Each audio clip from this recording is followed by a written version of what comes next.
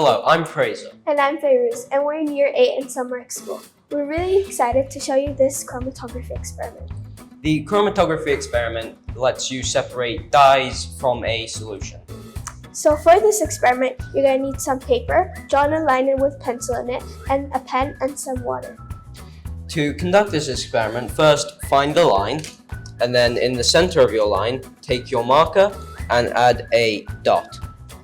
And then lift your paper and place it into the water, and now we wait for the results.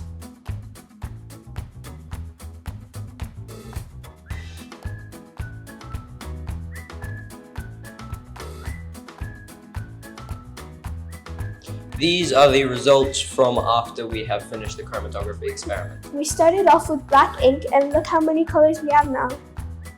Science is really fun. Thank you for watching.